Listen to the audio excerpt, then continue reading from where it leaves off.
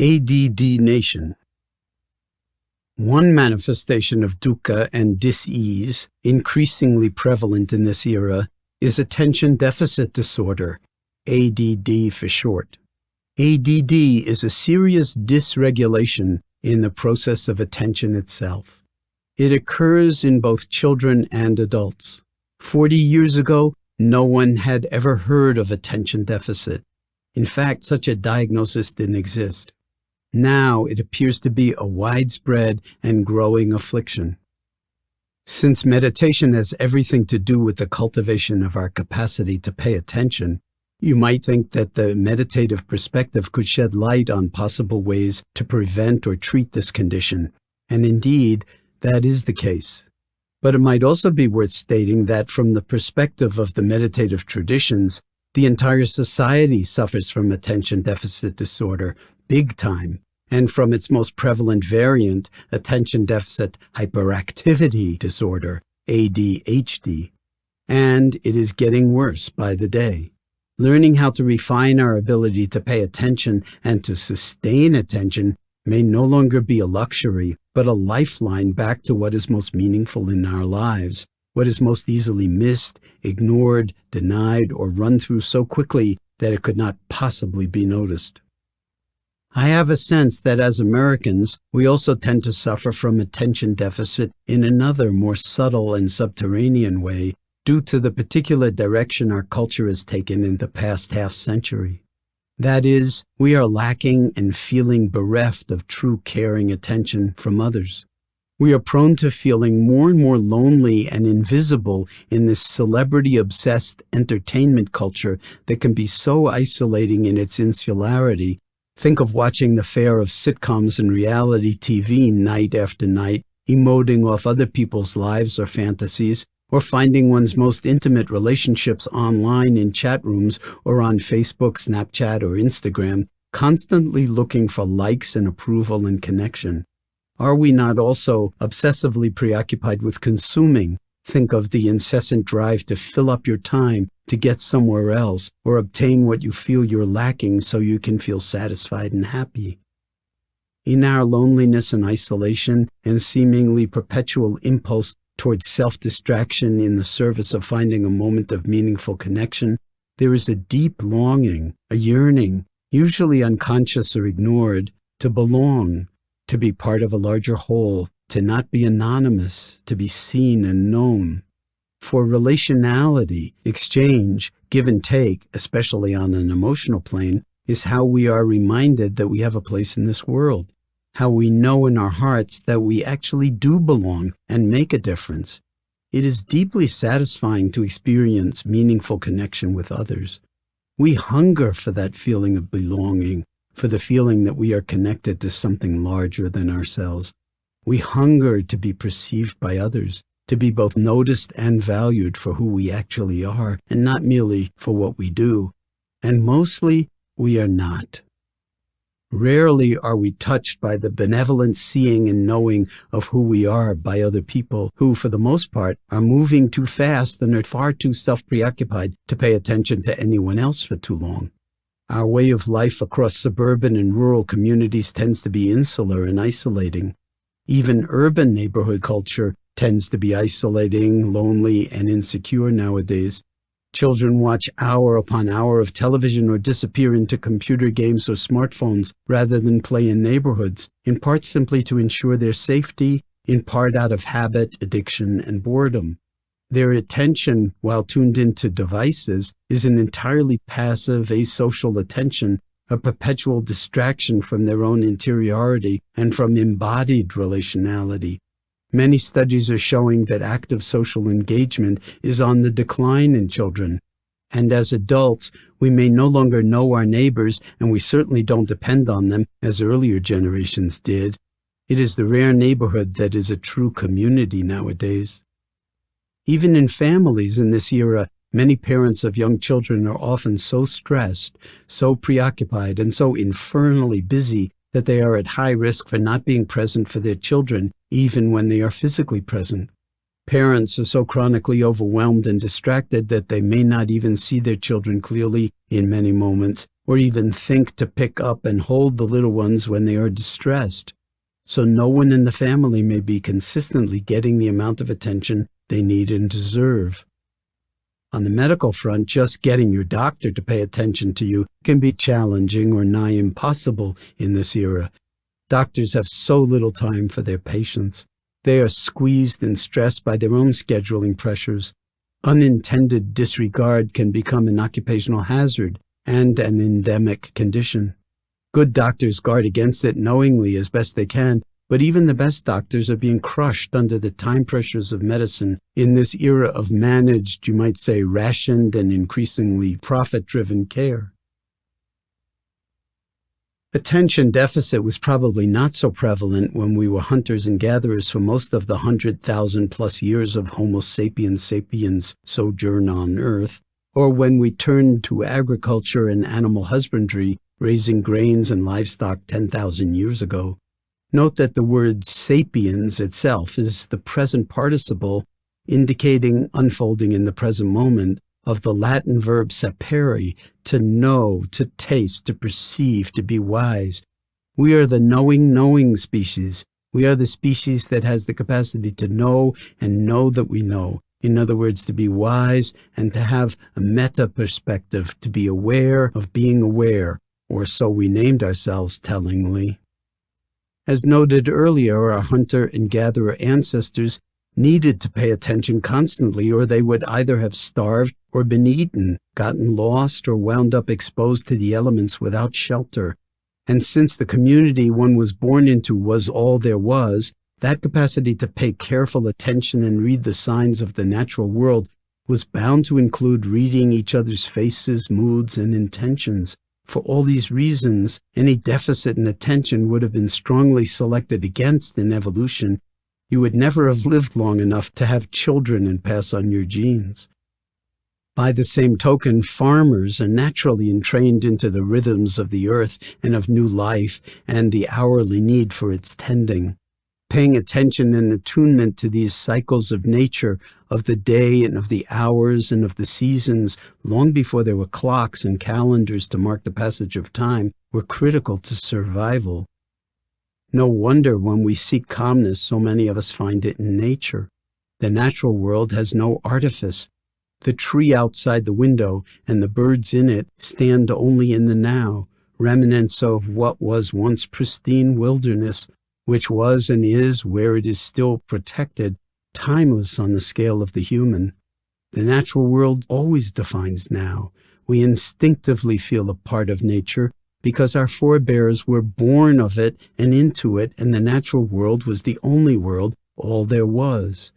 It offered a multiplicity of experiential dimensions for its inhabitants, all of which needed to be understood to survive, including what they sometimes called the spirit world, or the world of the gods, worlds that could be sensed even though they were usually invisible.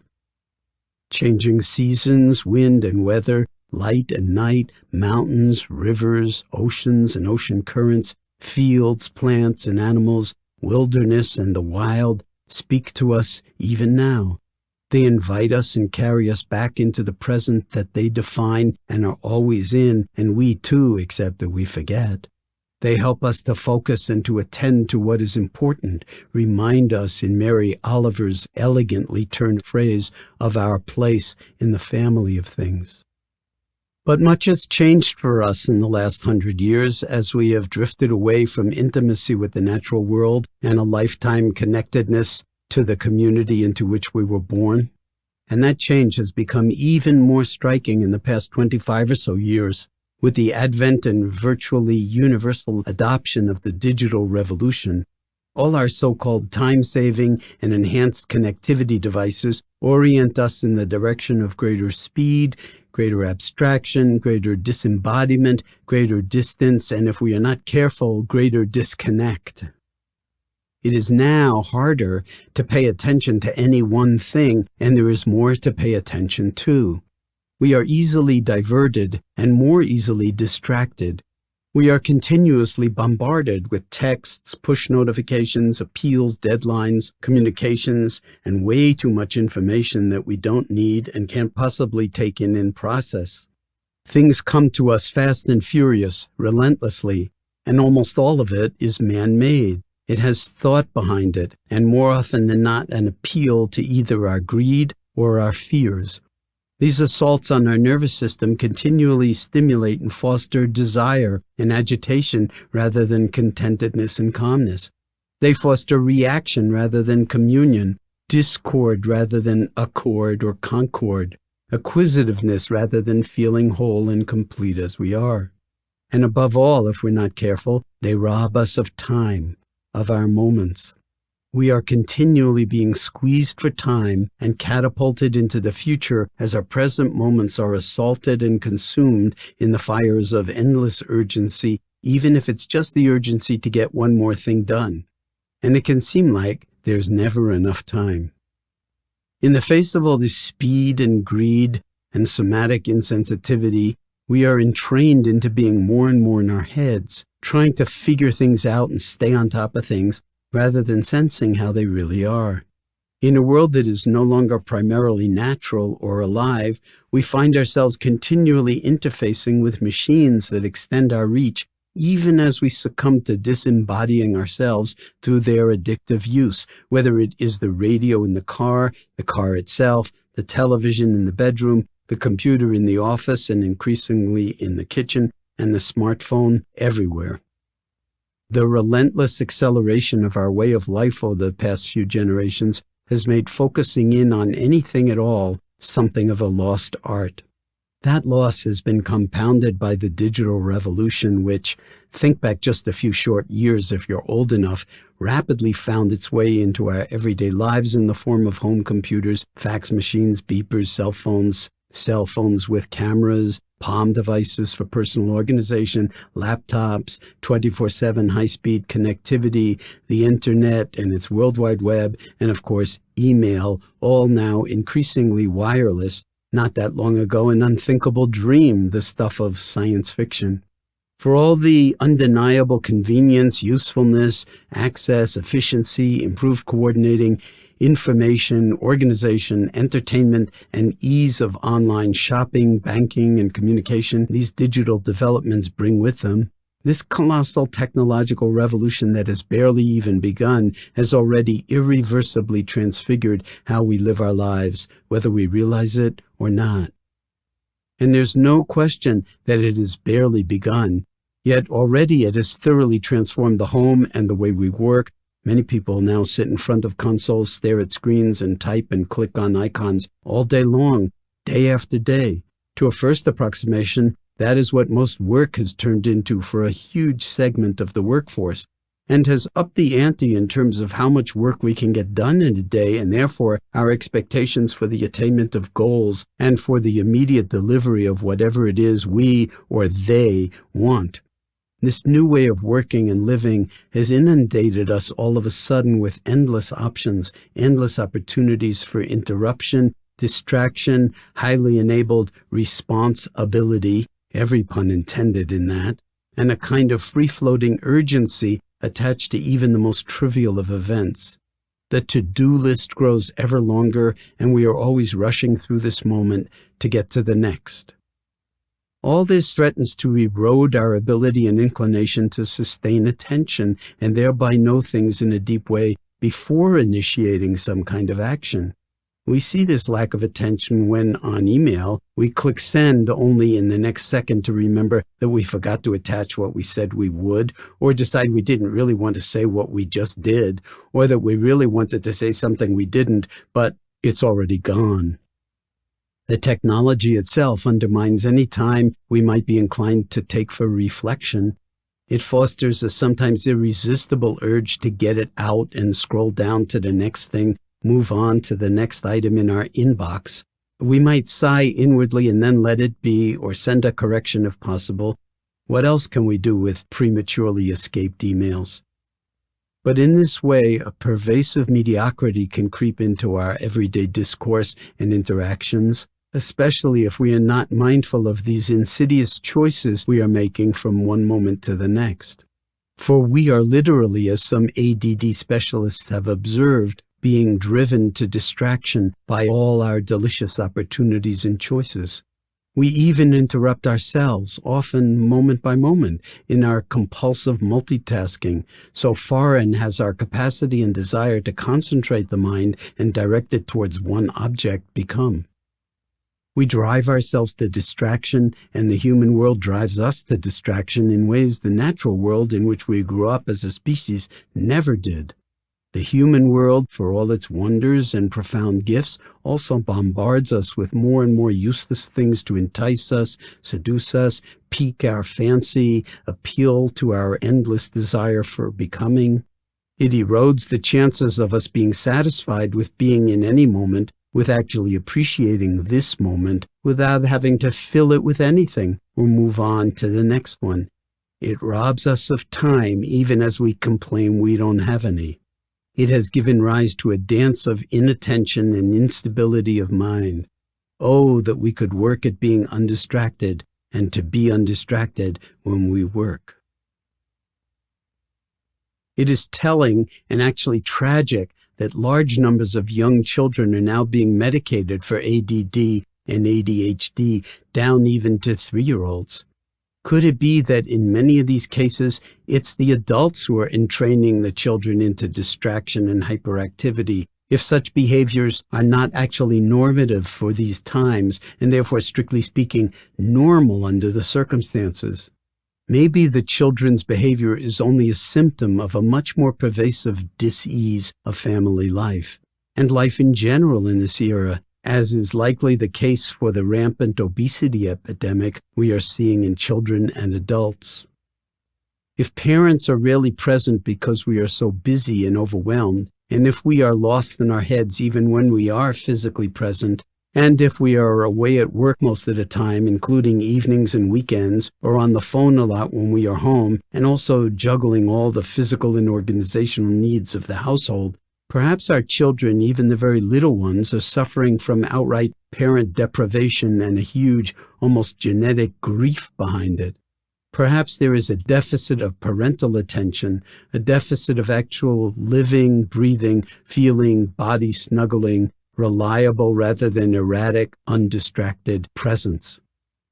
After all, it's the big people's universe, or so we big people tend to think.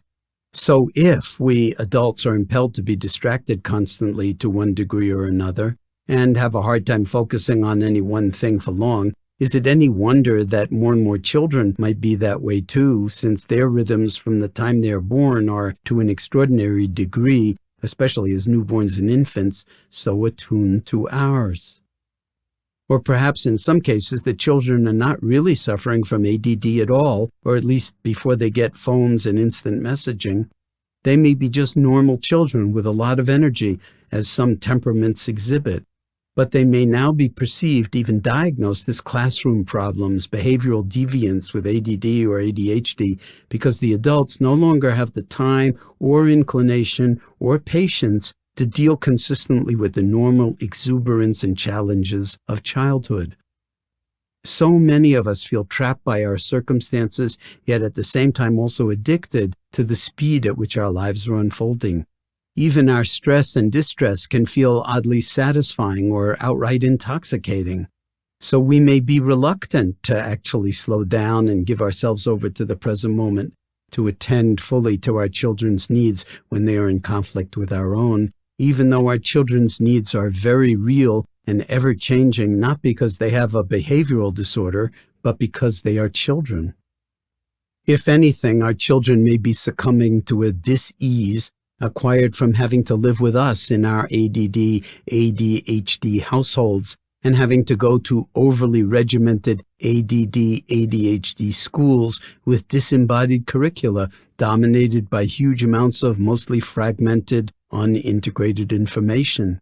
And then, as a product of this initiation, they are supposed to be equipped to find their way into our ADD, ADHD society and connect in meaningful ways to work and relationships in their own lives. Even if this is only a partially accurate characterization, It might give anybody a headache, if not panic attacks, just thinking about it. 24/7 connectivity.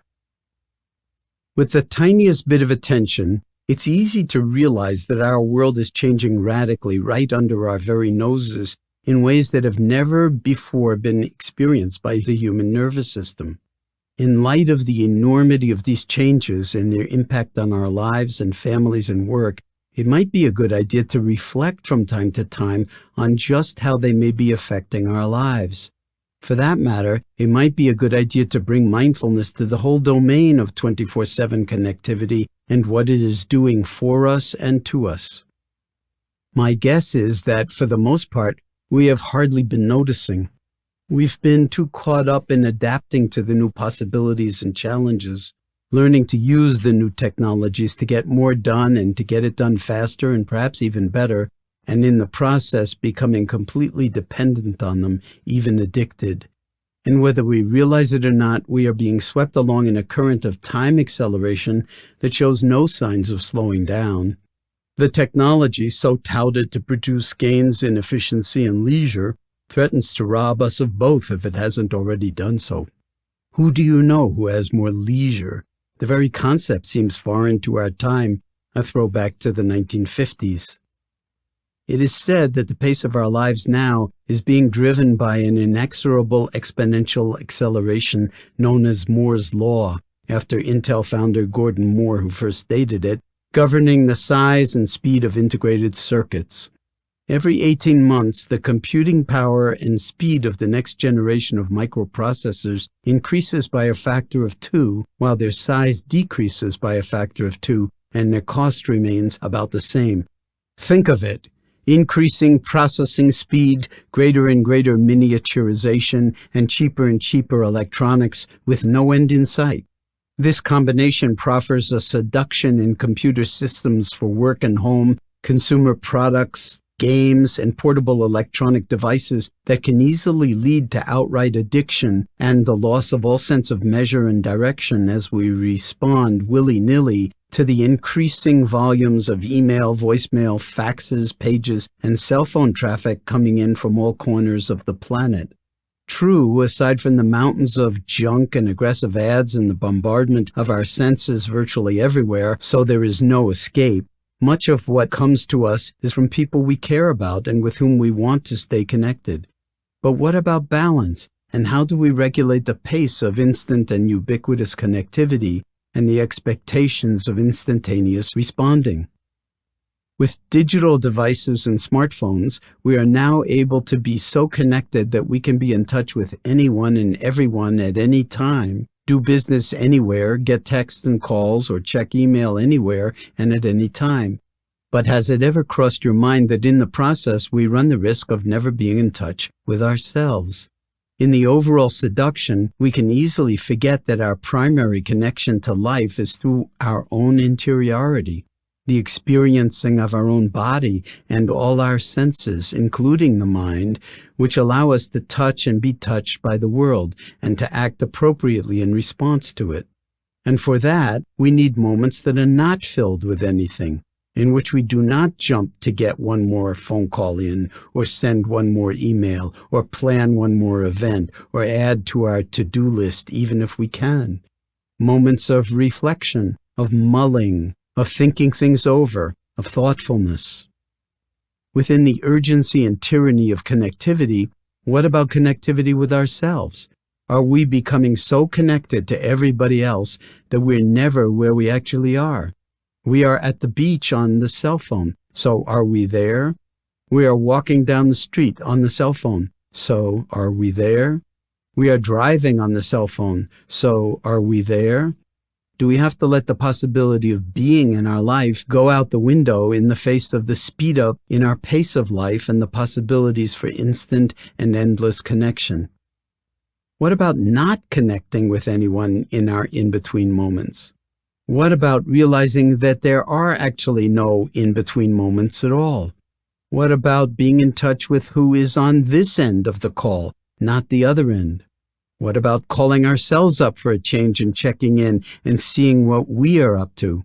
We don't even need the phone for that, although increasingly there are mindfulness apps to remind us to drop in.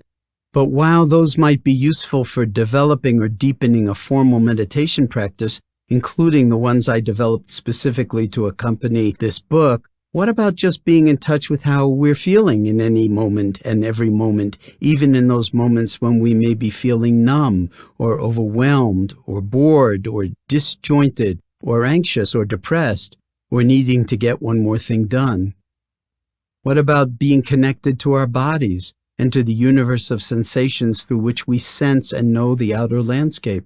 What about lingering for more than the most mindless and automatic of moments with awareness of whatever is arising in any particular moment in the mind, our emotions and moods, our feelings, our thoughts, our beliefs?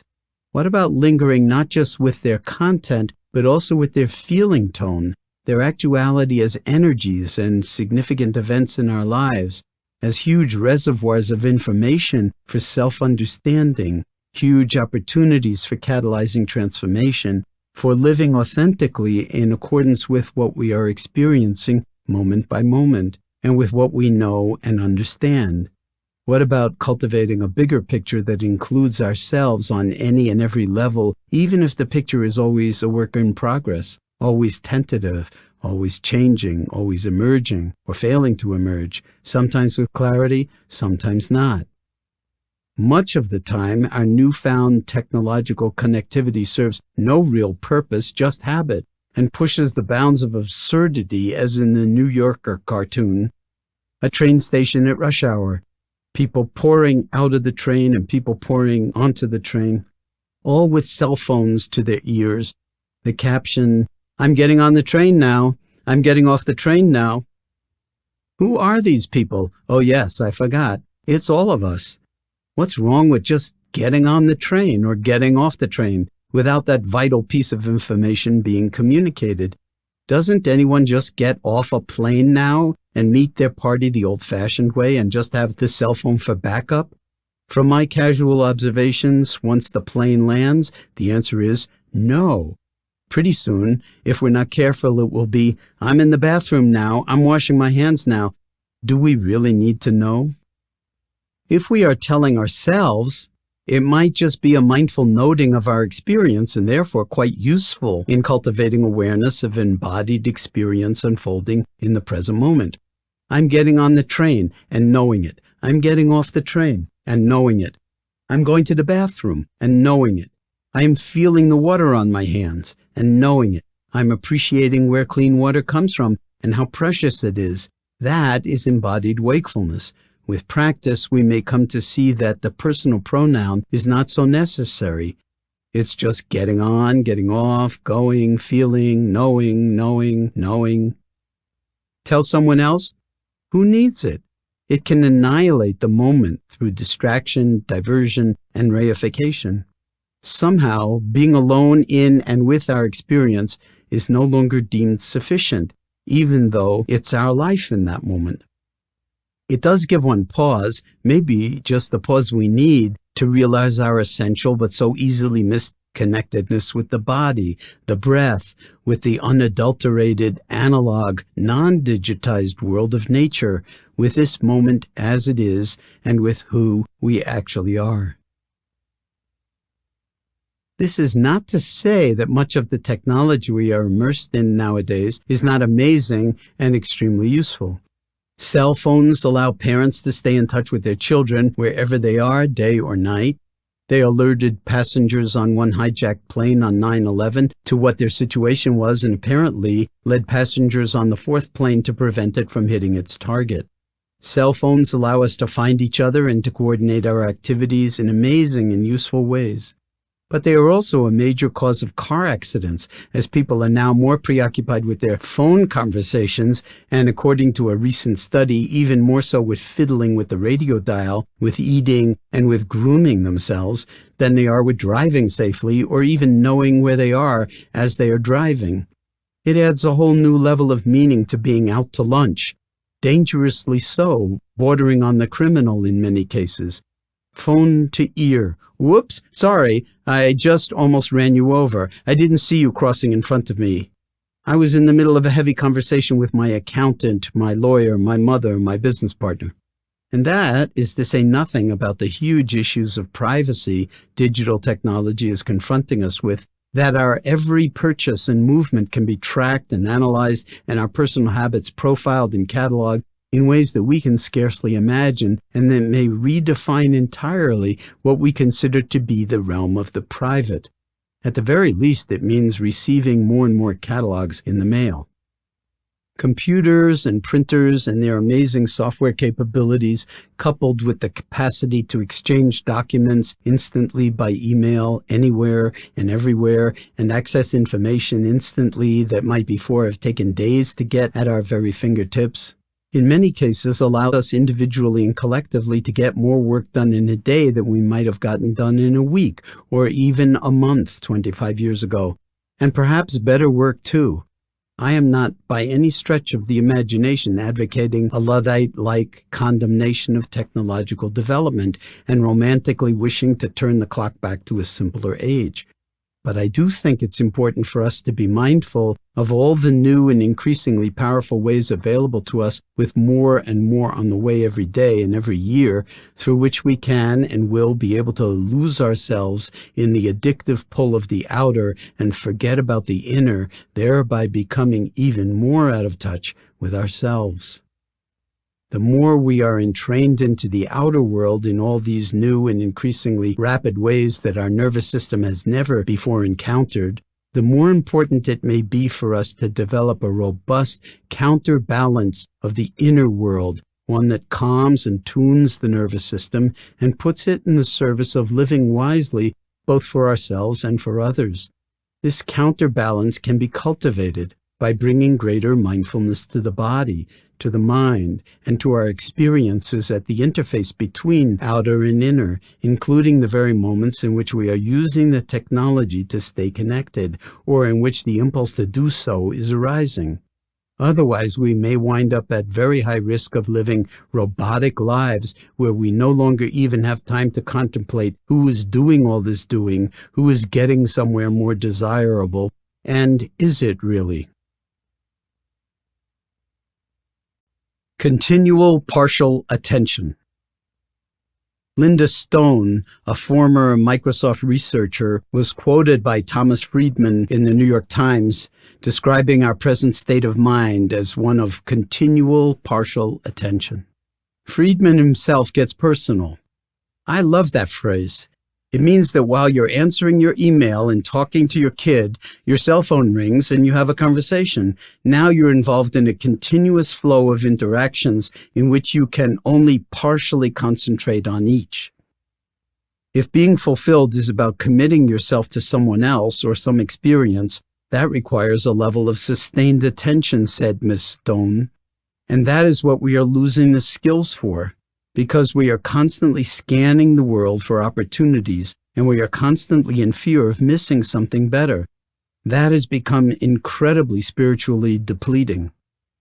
Friedman goes on, I'm struck by how many people call my office, ask if I'm in, and if not, immediately ask to be connected to my cell phone or pager. I carry neither. You're never out anymore. The assumption is that you're always in. Out is over. Now you're always in, and when you're always in, you're always on. And when you're always on, what are you most like? A computer server. The problem is that human beings simply are not designed to be like computer servers. For one thing, they're designed to sleep 8 hours a night.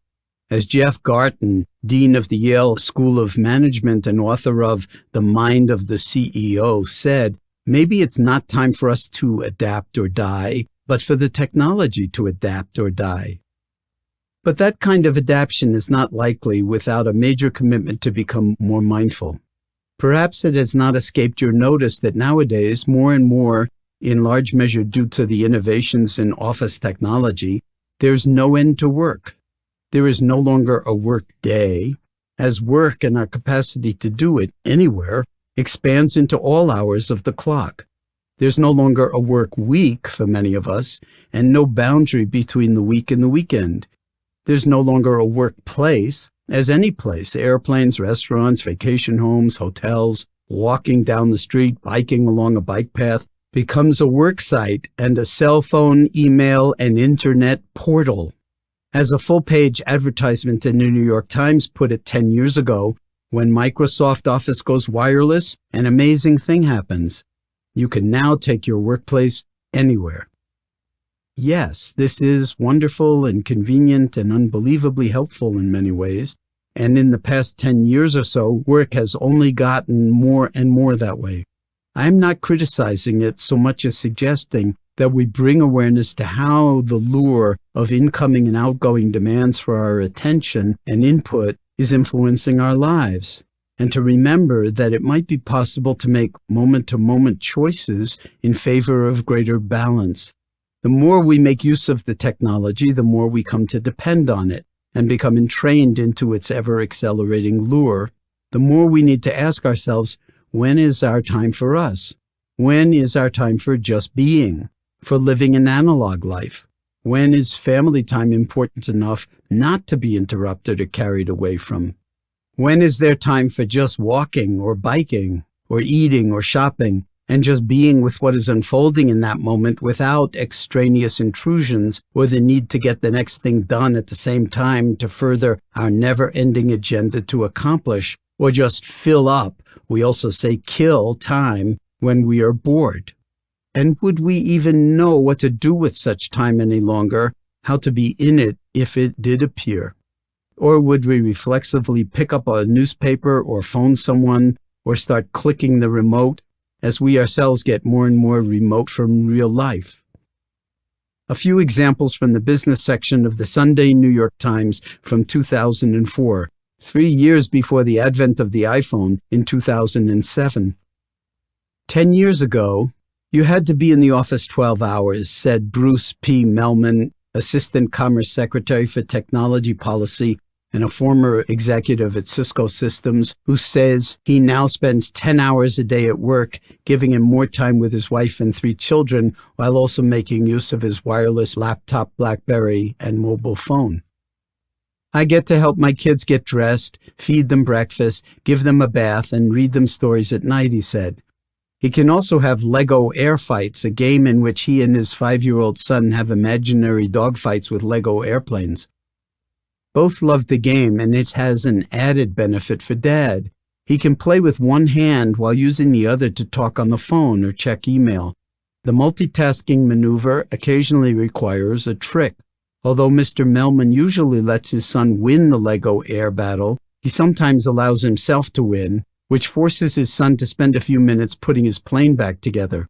While he is rebuilding his plane, I check my email on the BlackBerry, Mr. Melman explained. Charles Lax, a 44-year-old venture capitalist, uses technology to keep up in a race against time with his well-financed competitors. By his own admission, he is always on.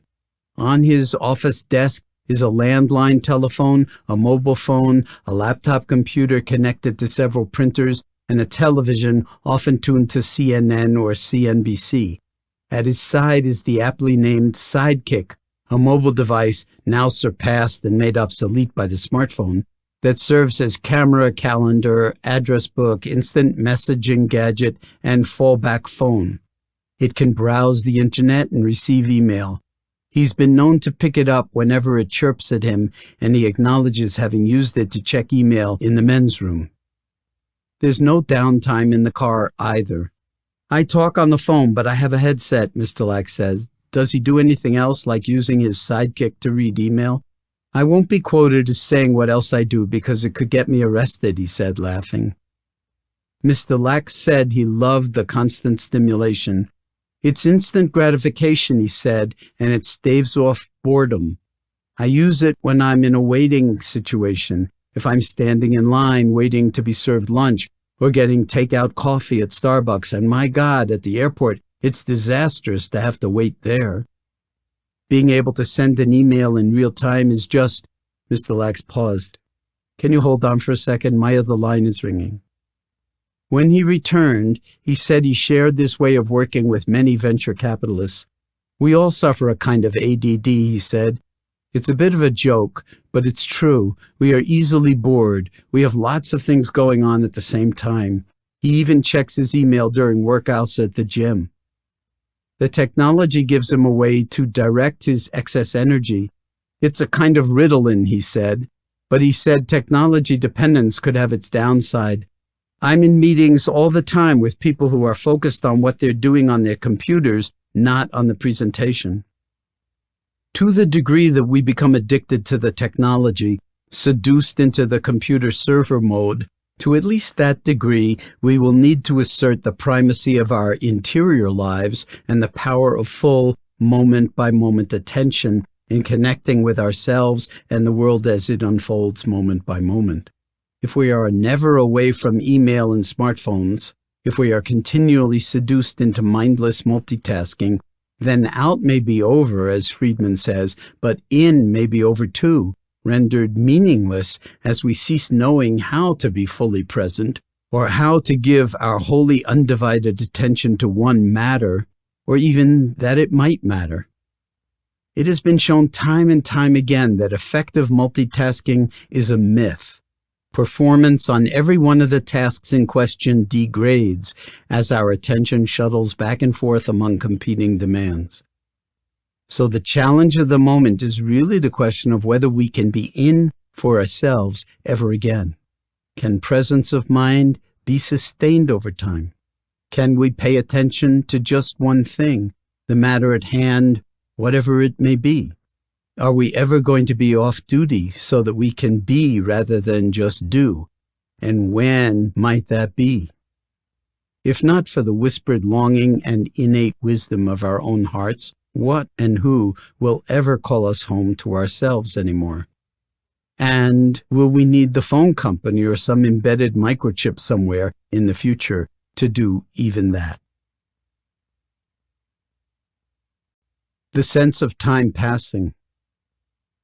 Have you ever noticed that the inward sense of time slows dramatically when you are off in some unfamiliar place, engaged in some adventurous undertaking? Go to a foreign city for a week and do a lot of different things, and it seems when you get back that you've been gone for much longer. One day can seem like a whole week, and a week like a month. You did so much and enjoyed yourself so thoroughly. You can have a similar experience if you go off camping in the wilderness. Every experience is novel. It's not sightseeing, but still, every sight you see is for the first time. Because of that, the frequency of notable or what we think of as noteworthy moments is higher than it might be at home. And of course, there are fewer of the usual household distractions, unless you brought a Winnebago and your satellite dish or a laptop. Meanwhile, the people who stayed at home had a regular week, more or less, and it seemed to go by for them like a flash, as if you had hardly left and now you were already back. According to Ray Kurzweil, computer wizard, futurist, artificial intelligence proponent, and inventor of sense enhancers for the sensory impaired, our internal subjective sense of time passing is calibrated by the interval between what we feel or sense as milestone or noteworthy events, along with the degree of chaos in the system. He calls this the law of time and chaos. When order decreases and chaos, the quantity of disordered events relative to the process, increases in a system, time, the time between salient events, slows down. And when order increases and chaos decreases in a system, time, the time between salient events, speeds up. This corollary, which he calls the law of accelerating returns, describes evolutionary processes like the evolution of species or of technologies or of computing power. Babies and young children have lots of milestone events happening in those formative years, and the frequency of such events decreases over time, even as the level of chaos in the system, say for example unpredictable life events, increases.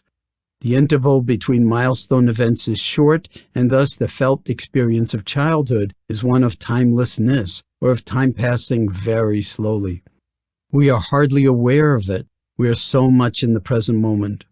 As we get older, the spaced intervals, time, between noteworthy developmental milestones seems to stretch out more and more, and the present moment often seems empty and unfulfilling, always the same. Subjectively, it feels like time is speeding up as we age because our reference frame is growing longer. So if you wanted to slow down the inner feeling of your life passing, and perhaps passing you by, there are two ways to do it. One is to fill your life with as many novel and hopefully milestone experiences as you can. Many people are addicted to this path of living, always looking for the next big experience to make life worthwhile, whether it is the big trip to the exotic location, extreme sports, or just the next gourmet dinner. The other way to slow down the felt sense of time passing is to make more of your ordinary moments notable and noteworthy by taking note of them.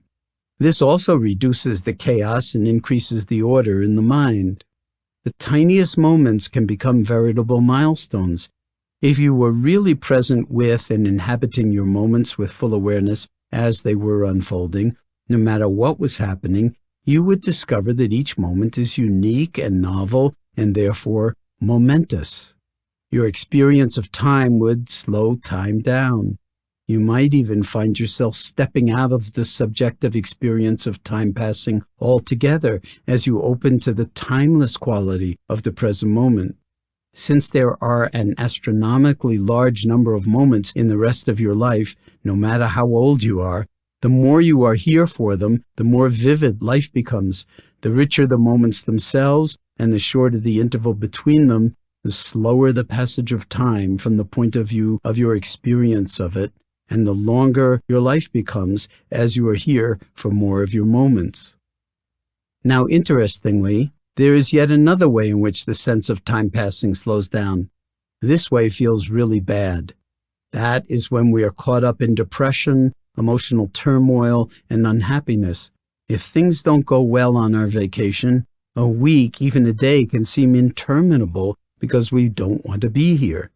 Things are not going according to plan. Our expectations are not being fulfilled, and we are in a seemingly ceaseless struggle with the way things are because they are not as we want them to be. Time then feels like a weight, and we can't wait to get home or for outer circumstances to change, for the rain to let up, whatever it is that we absolutely have to have happen in order to feel fulfilled, to feel happy. Whether away or at home, when we fall into depression and its related mood states, we may struggle to do things, but everything we do seems empty and a drag on us. Everything is an effort, and time itself drags us down into the doldrums.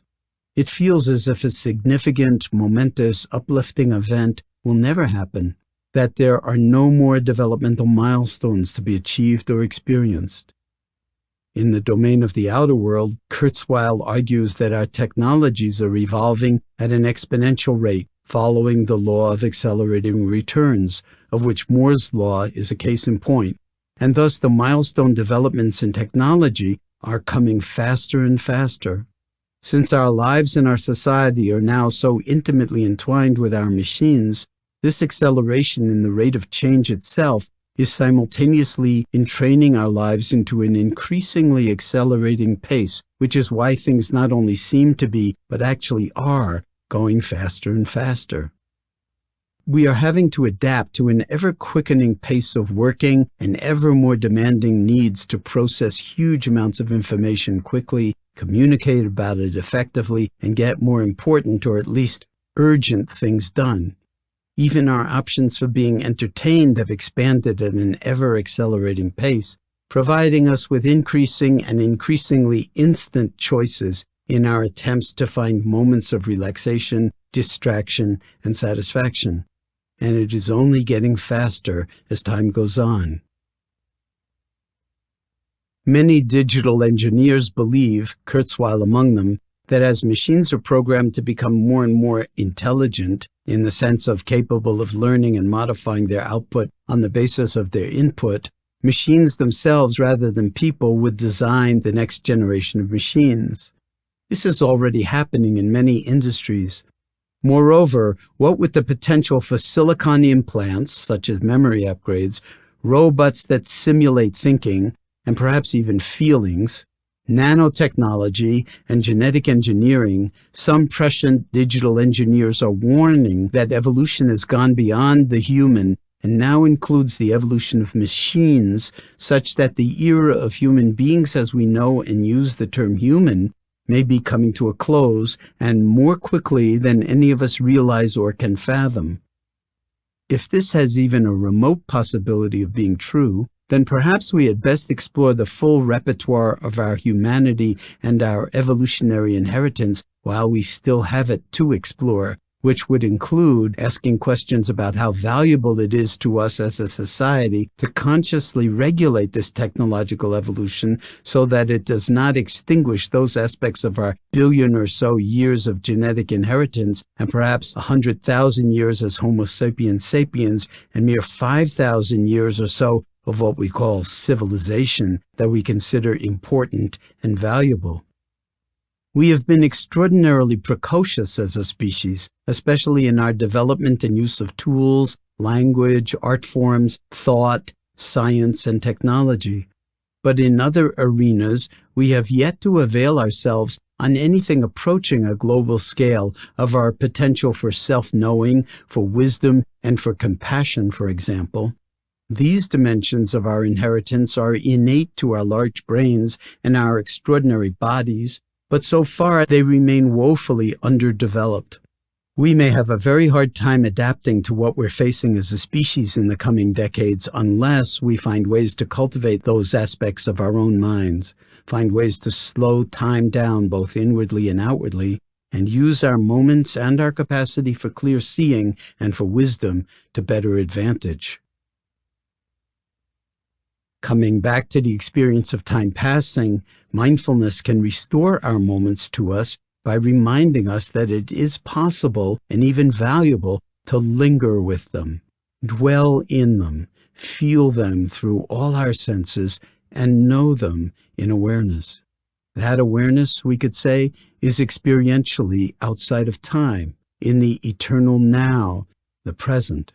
As such, moments spent in silent wakefulness without having to have anything happen next, without even any purpose other than being alive and awake enough to appreciate life as it is in this moment, afford us a critical degree of balance and clarity, which is almost always being undermined by the turbulence and tenacity of our inner and outer addictions.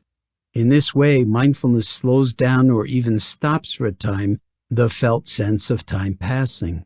It can also give us new ways to hold and look deeply into what is happening in the exterior landscape and our responses to it, including our vulnerability to and our entrainment into what is unfolding in the technological, social, and political realms.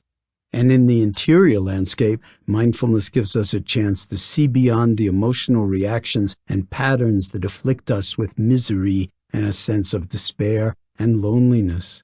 It offers us new opportunities for working with the mystery of both the emptiness and the fullness of time and time passing. Jerry Seinfeld, in the New York Times Magazine, once said, "People say life is too short when it's actually too long. These places, coffee shops and stores, prove it. They exist solely to drain off excess time." So why is Mr. Seinfeld doing this? Struggling to develop a stand-up comedy routine. Why doesn't he just take his mega millions and go to St. Bart's for a few years?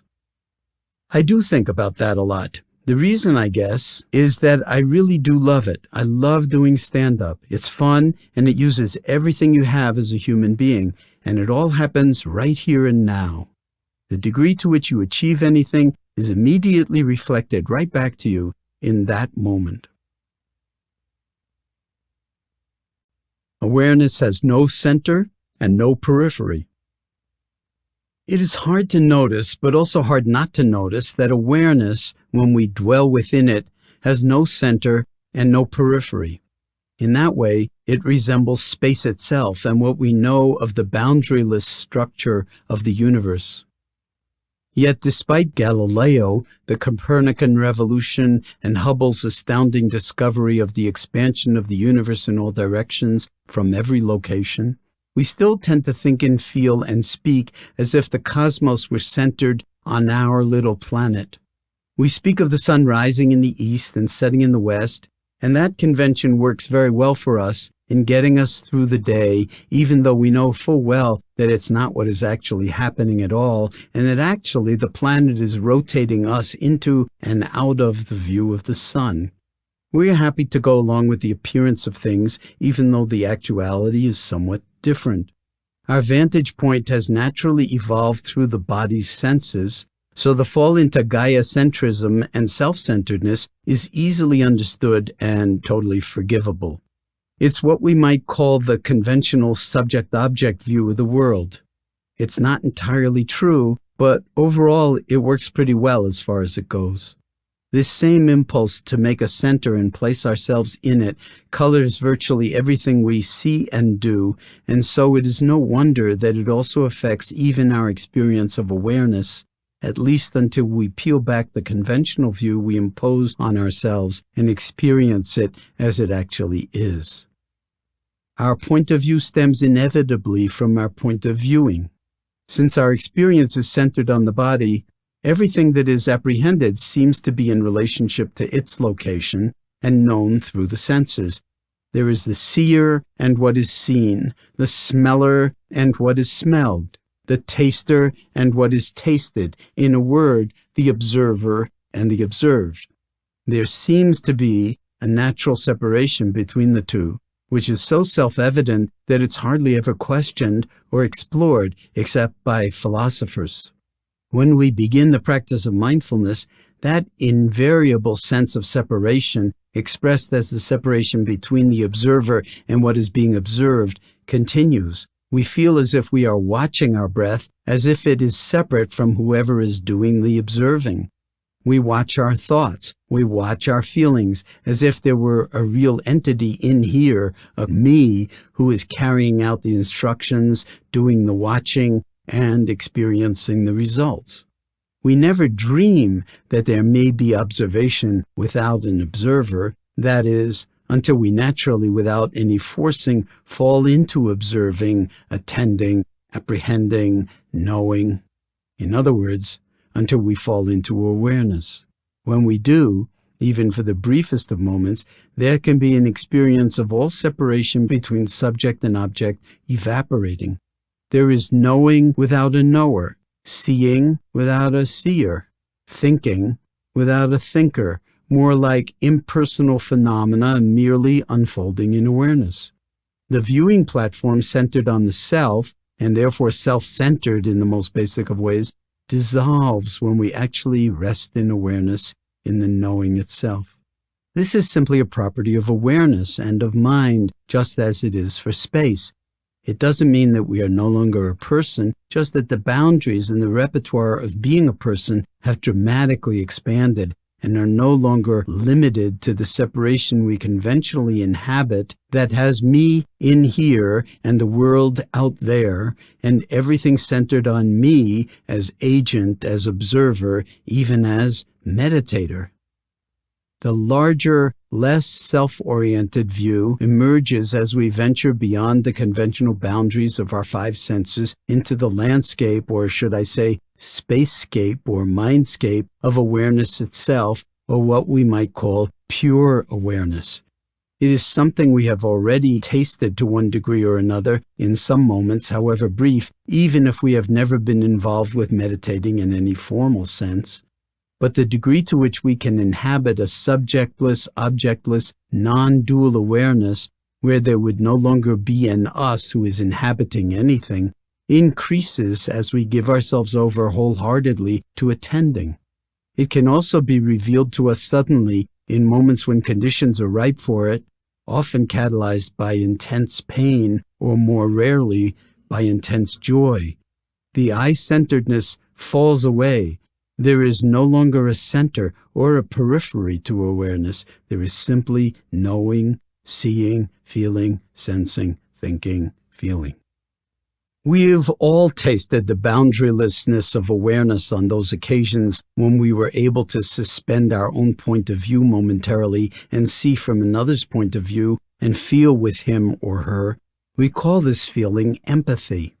If we are too self-absorbed and caught up in our own experience in any moment, we will be unable to shift our perspective in this way and won't even think to try. When we are self-preoccupied, there's virtually no awareness of whole domains of reality we may be living immersed in every day, but which nevertheless are continually impinging on and influencing our lives. Our emotions, and particularly the intensely afflictive emotions that sweep us away, such as anger, fear, and sadness, can all too easily blind us to the full picture of what is actually happening with others and within ourselves. Such awareness has its own inevitable consequences. Why are we sometimes so surprised when things fall apart in a relationship, when our own self-centeredness may have been starving it of oxygen for years while preventing us from seeing and knowing what was right beneath our noses the whole time? Since awareness at first blush seems to be a subjective experience, it's hard for us not to think that we are the subject, the thinker, the feeler, the seer, the doer, and as such, the very center of the universe, the very center of the field of our awareness. Perceiving thus, we take everything in the universe, or at least our universe, quite personally. Awareness can feel as if it expands out in all directions from a center localized within us. Therefore, it feels as if it is my awareness. But that is a trick our senses play on us, just as with the feeling that everything in the universe is in relationship to our location because we happen to be here looking out. In one way, perhaps awareness is centered on us in that we are a localized node of receptivity. In more fundamental ways, it is not. Awareness is without center or periphery, like space itself. Awareness is also non-conceptual before thinking splits experience into subject and object. It's empty, and so can contain everything, including thought. It is boundless, and above all, amazingly, it is knowing. The Tibetans call this fundamental quality of knowing mind essence. Cognitive neuroscientists call it sentience. As we have seen, no one understands it. In some ways, we know it's dependent on neurons, on brain architecture, and the infinite number of possible neuronal connections because you can lose it with certain kinds of brain damage, and because animals seem to have it as well to varying degrees. In other ways, we may just be describing the necessary properties of a receiver that allows us to tap into a field of potentiality that was here from the very beginning. For the very fact of our consciousness means the potential for such was here from the beginning, whatever beginning might mean. In other words, knowing has always been possible because otherwise we wouldn't be here to know. This is the so-called anthropic principle, invoked by cosmologists in their dialogues about origins and possible multiple universes. Speaking modestly, we might say that we are at least one avenue this universe has developed for knowing itself, to whatever degree that might be possible, even though there is no volition involved or cosmic need for evolution or consciousness. With such an inheritance, it might be useful to explore the apparent boundaries of our knowing of ourselves, not as separate from nature, but as a seamlessly embedded expression of it. What greater adventure is there than to adventure in the field of awareness, of sentience itself? Just because science suggests that our awareness, as Steven Pinker puts it in his book, How the Mind Works, the most undeniable thing there is, although it's not a thing, might be forever beyond our conceptual grasp, that should not deter us in the slightest. For there are ways of knowing that go beyond conceptualizing, and some that come before conceptualizing. When awareness experiences itself, new dimensions of possibility open up. We can dramatically increase the likelihood of awareness experiencing itself through the intentional cultivation of mindfulness, by learning to pay attention non-conceptually and non-judgmentally as if it really mattered, because it does. Emptiness. I'm nobody. Who are you? Are you nobody too? Then there's a pair of us? Don't tell. They'd advertise, you know. How dreary to be somebody. How public, like a frog, to tell one's name the livelong June to an admiring bog. Emily Dickinson. A rabbi during high holiday services was overcome with a sense of oneness and connectedness with the universe and with God. Transported in a sudden state of ecstasy, he exclaimed, "O Lord, I am your servant. You are everything. I am nothing." The cantor, deeply moved in his heart, exclaimed in turn, "O Lord, I am nothing." And then the janitor of the synagogue, deeply moved himself, was heard to exclaim, "O Lord, I am nothing," at which the rabbi leaned over to the cantor and whispered, "Look who thinks he's nothing." And so it goes in our perpetual attempts to define ourselves as somebodies rather than nobodies, perhaps suspecting deep down that we really are nobodies and that our lives, no matter what our accomplishments, are built on shifting sands with no firm foundation or perhaps no ground at all.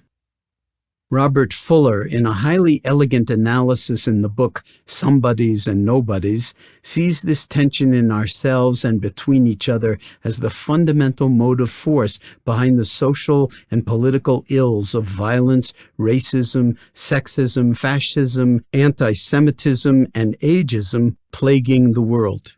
His solution? What he calls dignitarianism.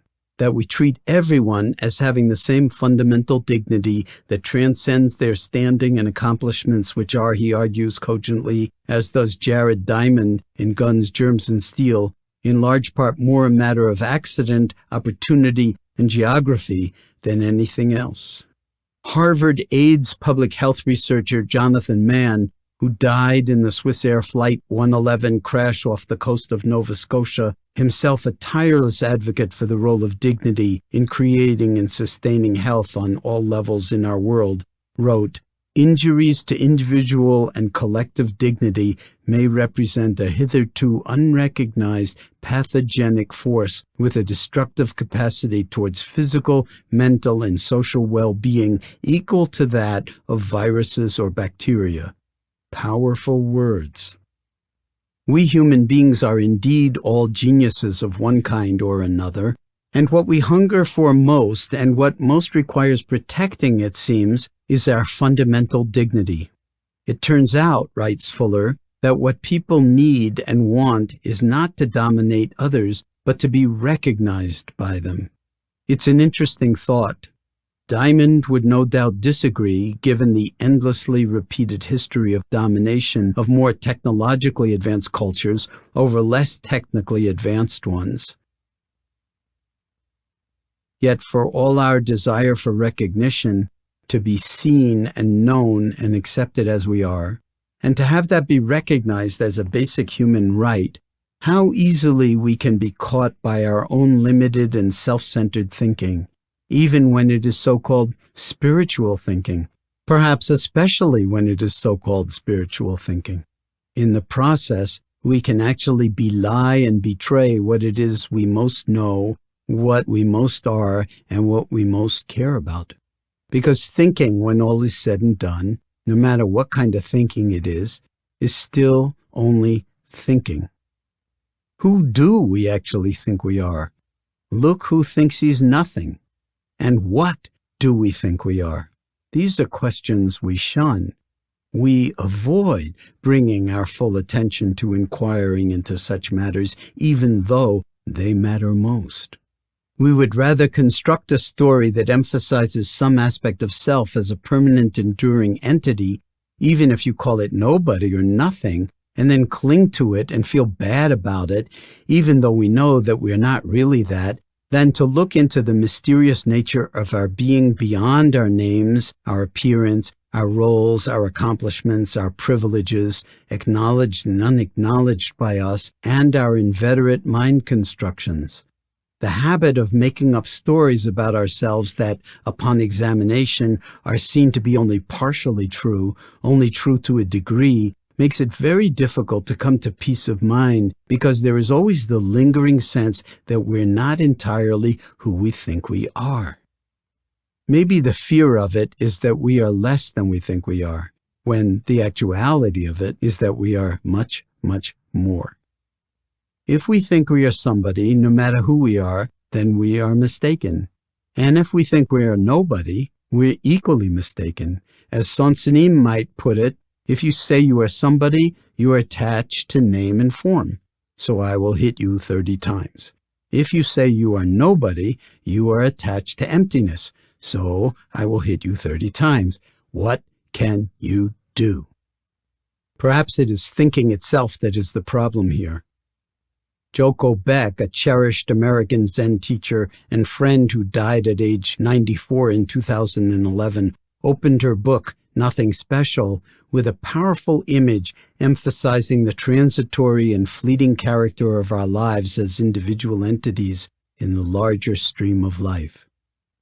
We are rather like whirlpools in the river of life. In flowing forward, a river or stream may hit many rocks, branches, or irregularities in the ground, causing whirlpools to spring up spontaneously here and there. Water entering one whirlpool quickly passes through and rejoins the river, eventually joining another whirlpool and moving on. Though for short periods it seems to be distinguishable as a separate event, the water in the whirlpools is just the river itself. The stability of a whirlpool is only temporary. However, we want to think that this little whirlpool that we are isn't part of the stream. We want to see ourselves as permanent and stable. Our whole energy goes into trying to protect our supposed separateness. To protect the separateness, we set up artificial, fixed boundaries. As a consequence, we accumulate excess baggage, stuff that slips into our whirlpool and can't get out again. So things clog up our whirlpool and the process gets messy. Neighboring whirlpools may get less water because of our frantic holding on. There is significant benefit and freedom in allowing ourselves to recognize how impersonal the process of life really is, and how readily, out of fear and out of thinking, we reify it into the personal in an absolutist sort of way and then get stuck inside constraining boundaries that are of our own creation, nothing more. We are a culture of nouns. We turn things into things, and we do the same with non-things like whirlpools and awareness and who we are. This is where we unwittingly become attached to name and form. We need to watch out, above all, for our relationship to the personal pronouns. Otherwise, we will automatically take things personally when they really aren't at all, and in the process miss or mistake what actually is. As we noted in the chapter No Attachments, the Buddha once famously said that all of his teachings could be condensed into one sentence: nothing is to be clung to as I, me, or mine. It brings up the immediate question of identity and self-identification and our habit of reifying, that is, concretizing the personal pronoun into an absolute and unexamined self, and then living inside that story of me for a lifetime without examining its accuracy or completeness. In Buddhism, this reification is seen as the root of all suffering, delusion, and afflictive emotions, a misidentifying of the totality of one's being with the limited storyline we heap upon the personal pronoun. This identification occurs without us realizing it or questioning its accuracy. But we can learn to see it and to see behind it to a deeper truth, a greater wisdom that is available to us at all times. This emptiness of a solid, enduring locus we can identify and identify with as a self applies to a whole host of processes, from politics to business to our own biology. Take a business example. It's the process, business people often say, not the product, which is most important. Care for the process, and the product will take care of itself. Meaning, I suppose, that a good product will emerge out of a process that keeps the essentials in mind on multiple levels, including the purpose of the process. Another way people put it is that in business, you need to keep in mind what business you are in. The standard business school example: are you in the airline business or the business of moving people safely and happily to where they want to go? The former might tend to focus on the limitations of the planes, scheduling, safety, and so on, and wind up with a lot of excuses for why they can't do any better and why the quality of the service, including cancellations and delays and the food and the flow of information back to customers, is often so dismal. The latter might subtly or not so subtly change how one saw the obstacles to customer satisfaction, and mobilize creative new ways of imagining and galvanizing the wherewithal, i.e. the planes, the ticket counters, the baggage handling, the scheduling, all the employees, to accomplish the mission via a more effective, competitive, and profitable process. In any event, it is a nod to the fact that process is intimately related to products or outcome or dynamic. Ultimately, as they say, it is the people who make the business. Yet whether it is the for-profit world or the non-profit organization, you still need the business plan, and it has to be good. What that is a story unto itself for any and every business. All the same, what the business is hard to put one's finger on. In a way, it's not the employers, not the employees, not the suppliers, not the customers, not the products. It's the entire continually morphing, interactive, interconnected process. You won't find the business in any of its parts. It's empty, you might say, of any inherent existence. And yet, when it works, it works. On the conventional level, this process that is at its core empty of self-existence can make things happen, improve people's lives, be traded on the floor of the stock exchange. But it may be a healthier process if all aspects of the business, including its intrinsic emptiness, are held in awareness and taken into account as appropriate. To take a biological example, life itself is a process too, and a lot more complex than an airline or any other business. Take your own body. The 30 trillion or so employees, you could say, your body's cells, to say nothing of the estimated 60 trillion or so bacteria that make up the microbiome colonizing your body, are continually in process, each hopefully and amazingly doing what it is supposed to be doing, so that bone cells don't think they're liver cells and heart cells don't think they're nerve cells or kidney cells, even though they all have the potential, the blueprints and instructional sets stashed away somewhere in the stacks of their chromosome libraries to do all those other jobs. But the funny thing is, though, if you stop and think about it for a minute, strictly speaking, none of those trillions of citizens of your body are working for you.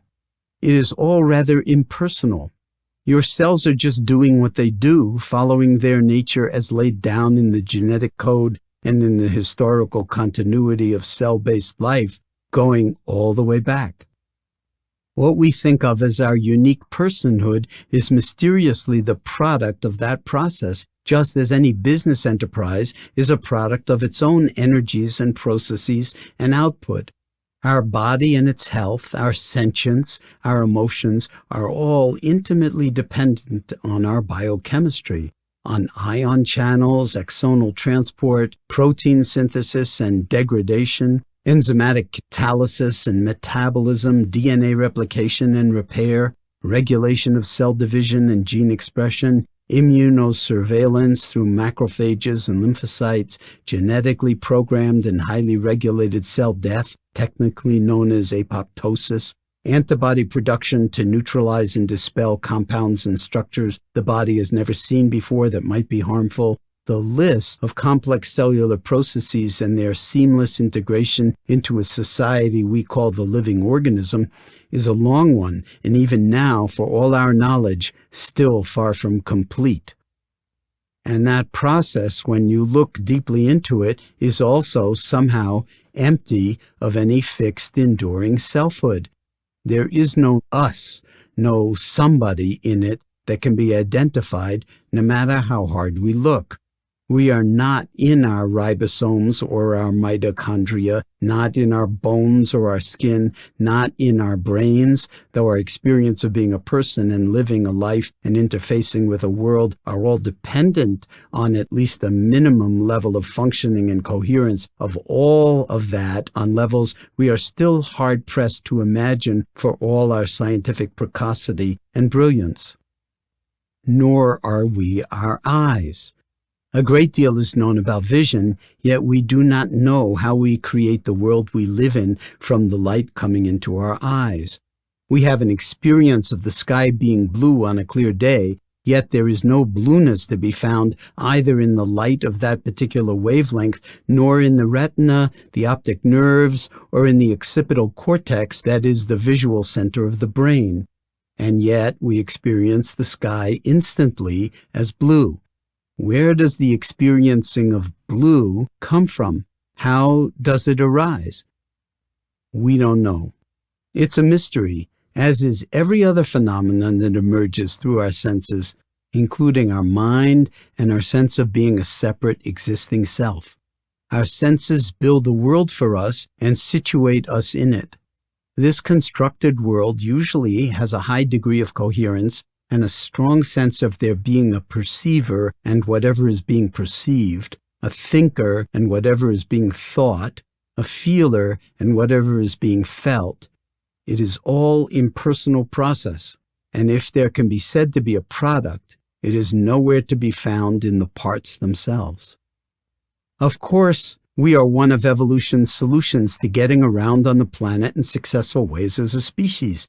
Just like spiders and earthworms and toads, we are well adapted to the challenges of living by our wits rather than merely by our instincts, although that is not to denigrate our instincts in the slightest.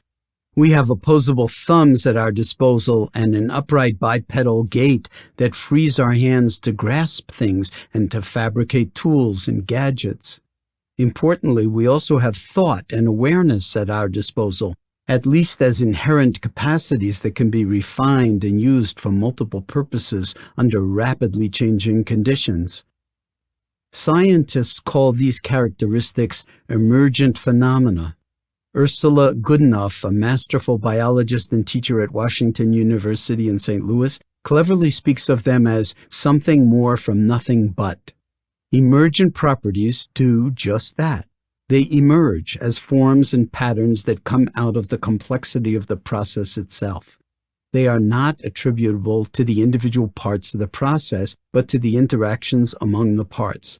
And they are not predictable in any detail either. They lie on what is called the edge of chaos. No complexity, no chaos, and you have a very ordered and predictable system like a stone or a long-dead body.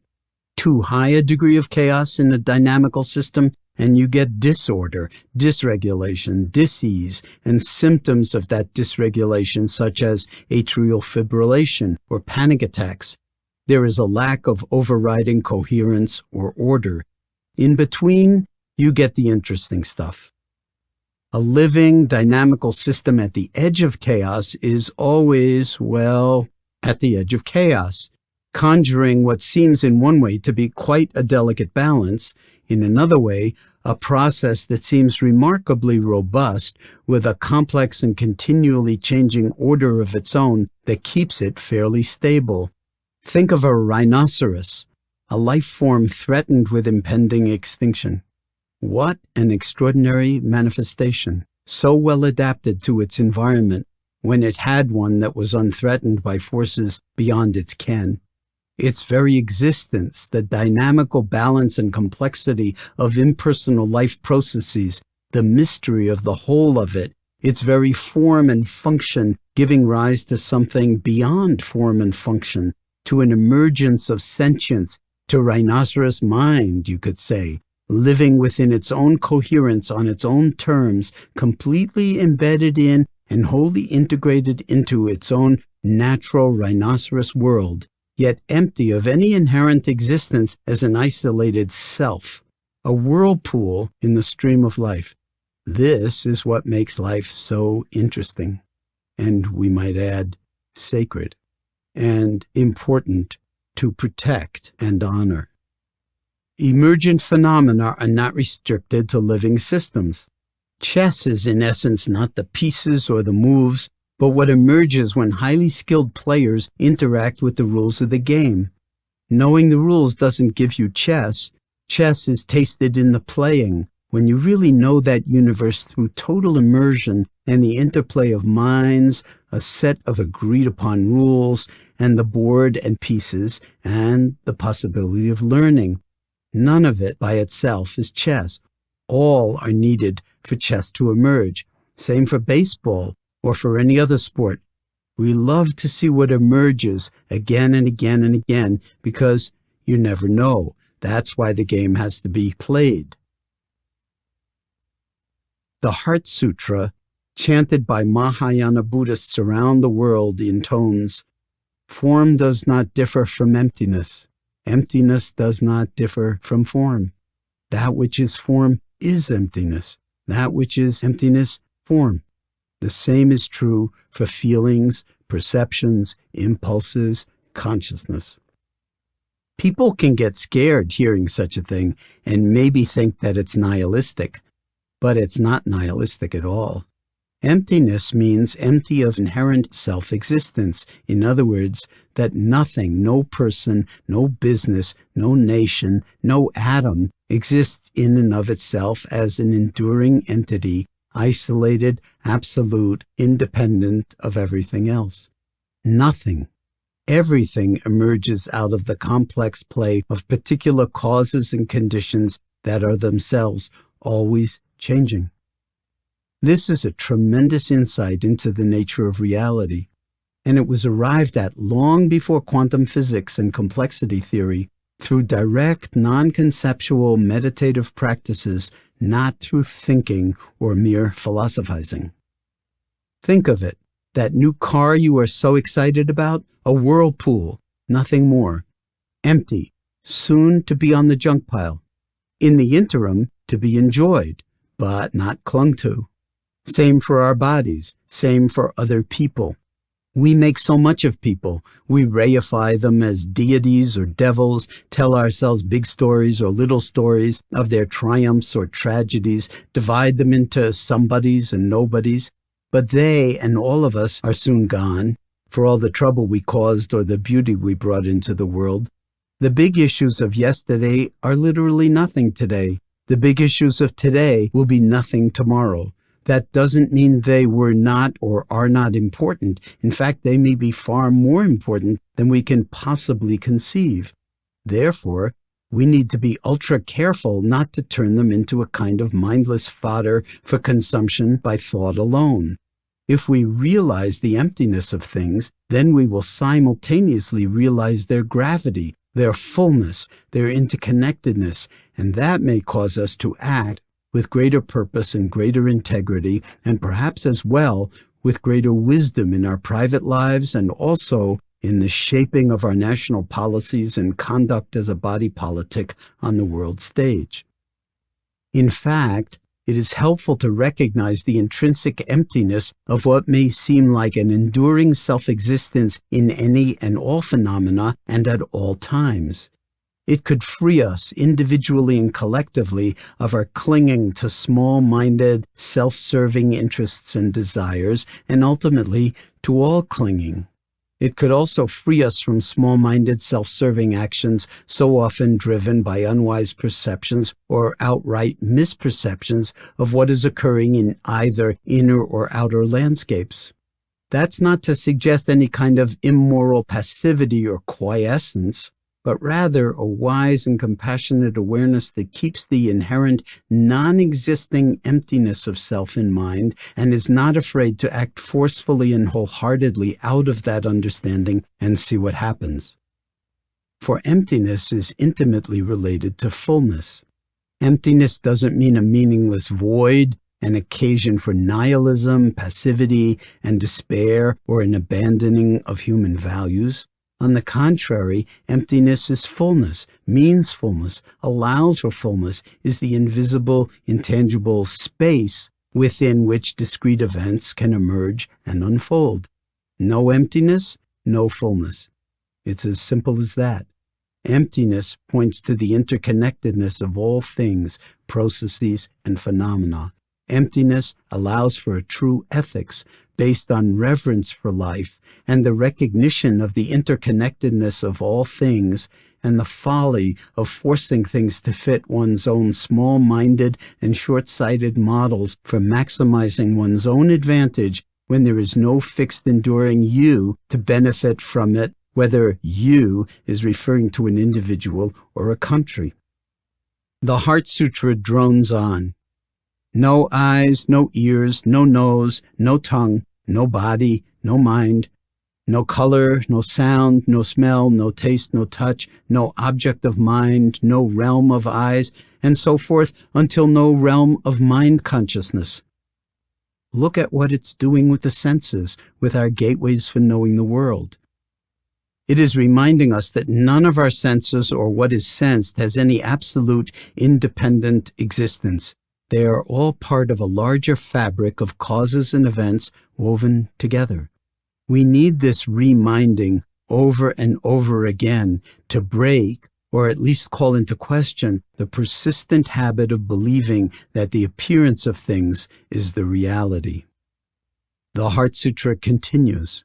No ignorance and also no extinction of it, and so forth, until no old age and death, and also no extinction of them.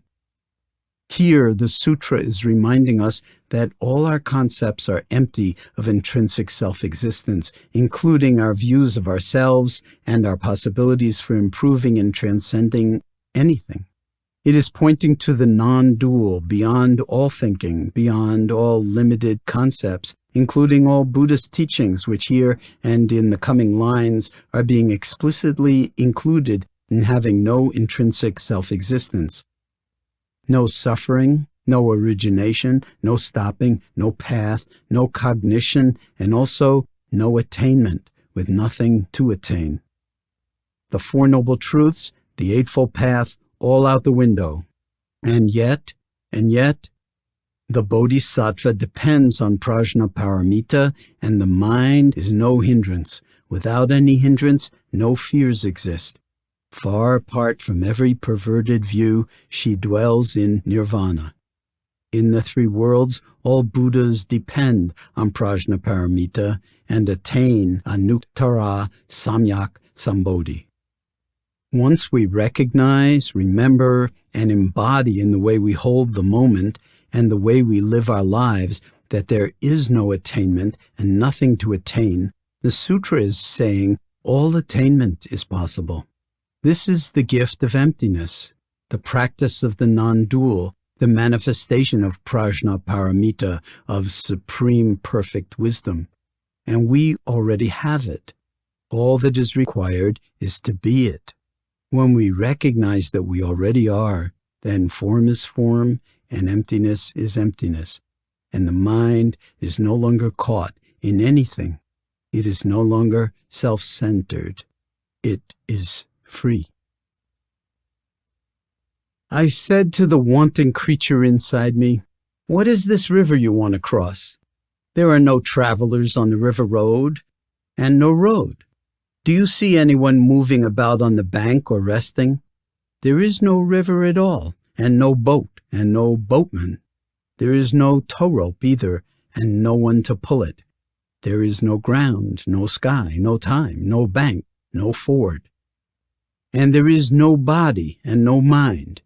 Do you believe there is some place that will make the soul less thirsty? In that great absence, you will find nothing. Be strong then, and enter into your own body. There you have a solid place for your feet. Think about it carefully. Don't go off somewhere else. Kabir says this, just throw away all thoughts of imaginary things and stand firm in that which you are. Kabir, translated by Robert Bly. A line from the movie The Matrix, there is no spoon. Kalu Rinpoche, Tibetan Lama. You live in illusions and the appearance of things. There is a reality. You are that reality. When you recognize this, you will realize that you are nothing. And, being nothing, you are everything. That is all.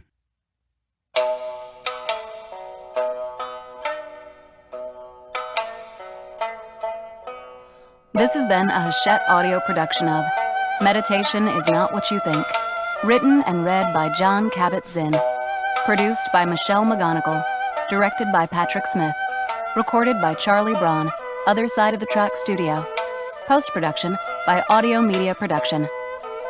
Meditation is Not What You Think is also available in print and as an ebook from Little Brown and Company, a division of Hachette Book Group. For more Hachette audio productions, visit us at hachetteaudio.com. Thank you for listening. Text copyright 2018 by Jon Kabat-Zinn, Ph.D. Audio production copyright 2018 Hachette Audio, all rights reserved. Hachette Book Group supports the right to free expression and the value of copyright. The purpose of copyright is to encourage writers and artists to produce the creative works that enrich our culture. The duplicating, uploading, and distribution of this audiobook without permission is a theft of the author's intellectual